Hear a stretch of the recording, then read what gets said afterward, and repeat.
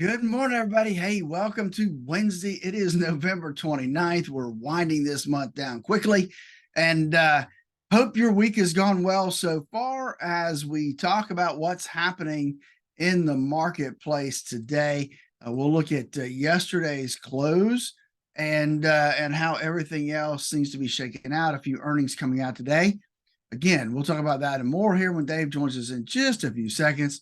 Before we do that, though, let's not forget that there are only a handful of things that we can actually control within this world. And one of them is you can control the amount of risk you have in your portfolio. You just need to know what that risk is. Give us a call at 863-382-0037. Hey, with that, got Dave coming up next.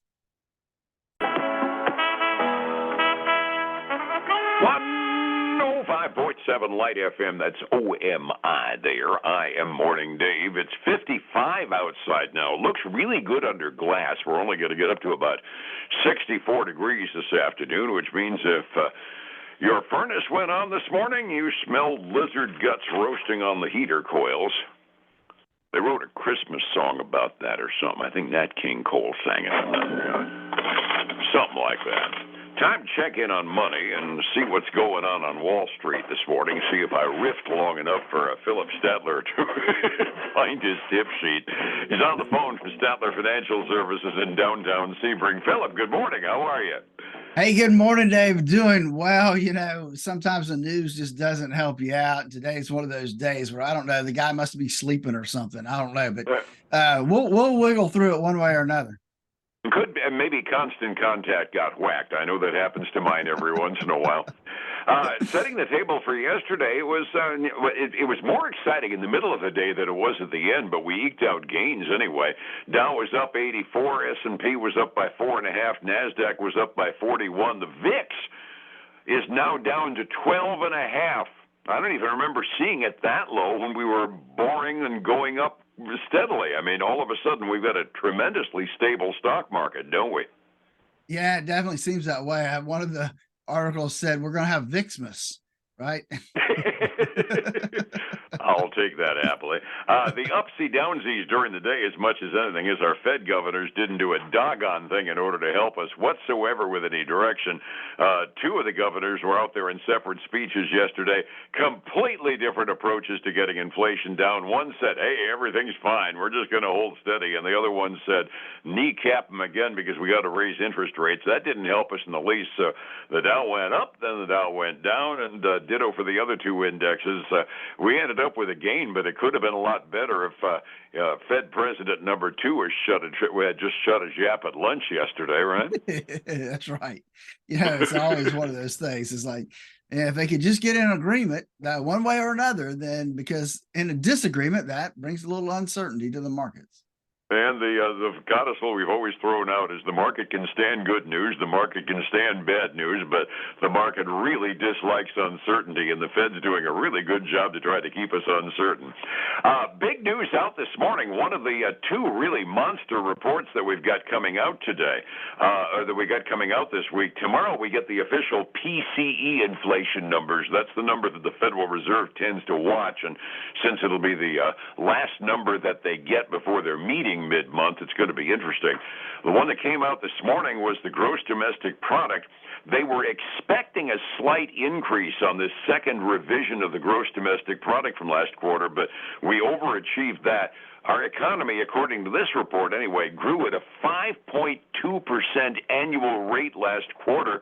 Phillip, that's like recession recovery numbers. That's amazing. I mean, yeah, that was a huge jump. I mean, that and way more than what was expected. So and the markets didn't really flinch a whole lot when that number came out either. I thought maybe they would because the Fed is going to take that number into consideration for sure. Yeah, I asked you when we first got on the phone before we went on the air, what was the reaction? Because I fully expected you to tell me with your instant tick facility that you've got there, that as soon as that number came out, people started selling like chiclets because good news is bad news time when you're coming up on a Federal Reserve interest rate decision, and this is resoundingly good news for the economy, but it's not necessarily good news for market-sensitive measures like the prevailing interest rate, is it? No, it's really not. And so we'll see, but that's a hotter than expected growth rate. And if we weren't in the situation we're in right now, that would be good news, right? We would love that number. Exactly. I mean, this is the kind of numbers that, that President Trump was bragging about during his term. I mean, we're growing like an absolute weed, and the inflation is actually coming down, slower than we'd like it to be, but at least it's coming down, which gives us a little bit of a conundrum for the Open Market Committee as far as interest rates in a couple of weeks go. Just one more indication of an economy that ain't doing half bad.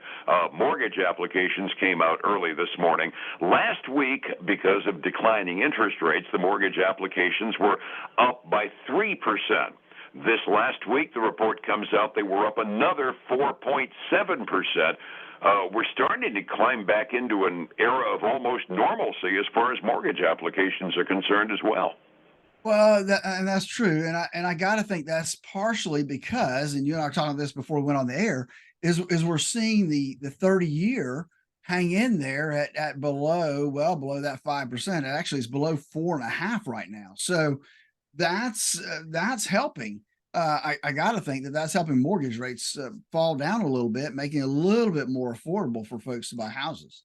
Yeah, I didn't see the prevailing numbers this week, but last week when the MBA number came out from the mortgage bankers, the prevailing 30-year mortgage rate had fallen by like the better part of 0.5%. And with the declining rates on yields on federal bonds, I got to believe the mortgage rates are going down. I mean, 7% still sounds astronomically high for those of us from a couple of years ago that were taking advantage of 2.9s. But it sounds like a fire sale compared to 7 3/4, doesn't it? It does. And folks, I know it's been a while since we've seen a normal mortgage rate, but you got to think back that the normal mortgage rate was somewhere between 5.5 and 6.5%. And we've seen interest rates drop the last 12 years, basically since 2008, 13 years. And so we've got this false sense of, well, mortgage rates should be at 3.5%. That's been a 10-year anomaly, folks. That was great, but it's not going to stay there.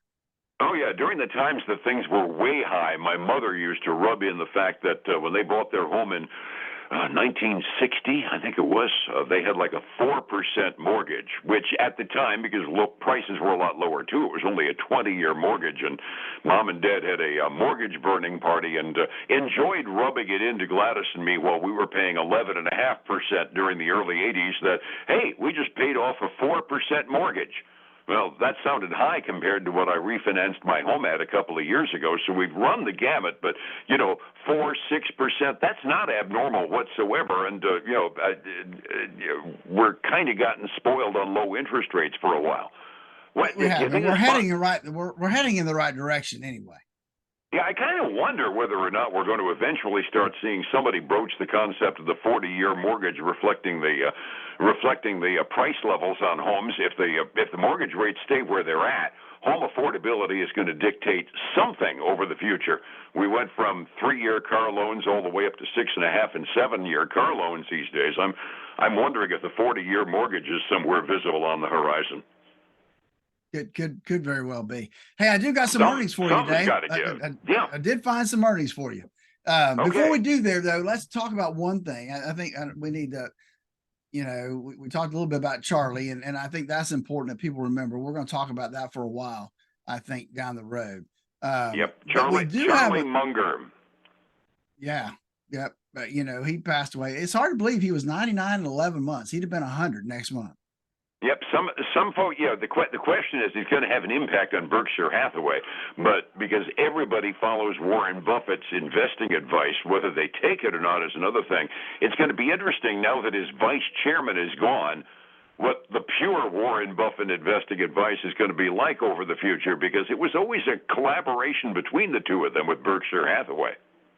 It was, and Charlie would be one to call him out. Right. And really test him to say, look, he would really test him to make sure that he was convicted about what he wanted to do. And so it's going to be interesting to see how Buffett takes that these next 6 months to a year. Absolutely. Got to remember, Buffett's no spring chicken either. He's got an heir apparent ready and an impending retirement as well. Yep, I think there was about 8 years difference, I think they said, between them. So, yeah, I think Buffett's 91 now or something.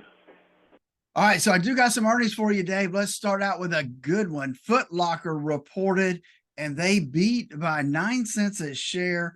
And they also came out with some, I guess, some good news, better than expected same store sales, because they are just ripping it this morning. They're up 12.5% this morning.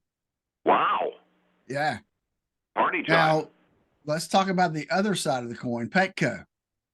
Petco, they came in and reported a third quarter loss of 5 cents a share. The expectation was they were supposed to make 2 cents a share. So they went the wrong direction there. Now, revenue was still a little bit less than expected too. Now they're the opposite. They're trading down almost 16% this morning. Wow. The tale of two cities there, right? Exactly. You know, yesterday we talked about Dollar Tree and how that's kind of the, the discount retail area. And let's talk about how they did this morning. They basically were in line. I mean, they beat by a penny a share. Revenue though was below expectations. And so that was not really good for them. They're trading down about 1.3% this morning. Oops. I was kind of seeing that as one of the bellwethers that we had. We had a couple of the deep discount outlets going on this day, didn't we? Yeah, we did. And that's one of them. Five Below, I think, was supposed to report, but it didn't show up on my my spreadsheet anywhere. All righty. We will reset the table then for the morning. We ended up with a modest amount of green ink yesterday. My delayed futures are still seeing quite a bit of green out there this morning. What have you got 45 minutes before we open? We still have green. The Dow is dwindling down a little bit, though. It's up about 0.2%. The S&P 500 is up between 0.4 and 0.5%. The NASDAQ 100 is up 0.6%, $95. The big winner right now is the Russell 2000, up 0.8%. On the other side of the coin, we got silver bounced over $25 an ounce to, well, it's right at $25 an ounce. So, but that's up almost 0.3%. Gold's holding steady right now at $2,040 an ounce. And then the other one is crude oil. Crude oil is making a huge jump today, Dave. It's up 1.5%, but it's up significantly over yesterday's open at $77.58 a barrel of oil. And you need to work on that one, Dave. And we really do. And I didn't hear any news item that would have prompted that increase except just market risk-taking more than anything. I think somebody's taking a flyer on it, don't you? I think something's going on there. I'm not sure what. I saw a little of a headline, didn't get a chance to dig down as to what was causing some of that. Yeah, I know last week there was supposed to be an OPEC meeting and they couldn't agree on production cuts, so they just said, heck with it, and canceled the meeting. I'm wondering if they actually found some common ground somewhere. The overseas markets, Asian Rim markets, were generally off this morning, big time on the mainland Chinese and the Hong Kong markets in the morning. Over in Europe, there's a rumor going out around Germany that some economic reports they got this morning might be a harbinger of some rate cuts over this. The German market is going through the roof. They're up by almost 1.5%. Rest of the European theater markets are off a little bit to flat. The overall index evens out to about 0.5% increase, but it's mostly Germany that's doing it this morning. Somebody needs to figure out how to make retirement happen in an uncertain time. That takes risk control, and I've got a pro on the line with me to help people do that. How do I find you to get my risk under control, Phillip? Dave, the risk is the reason we created the Core Retirement Design. Give us a call at 863-382-0037 to schedule your core retirement analysis. And then join us this weekend for the Statler Financial Radio Show, 6 a.m. and noon on Saturday, 10 a.m. Sunday morning on Highlands News Talk 730 at 95.3 FM. And back here again tomorrow morning to see what the Sam Hill went on today and do that all-important PCE inflation report. See you then, Phillip. You have a good day. All right, you too, Dave. Take care. It's 105.7 Light FM and Statler Financial Services. Phillip Statler. Hey, folks, again, I want to thank you for joining us today. Have a great day. Join us again tomorrow. Take care.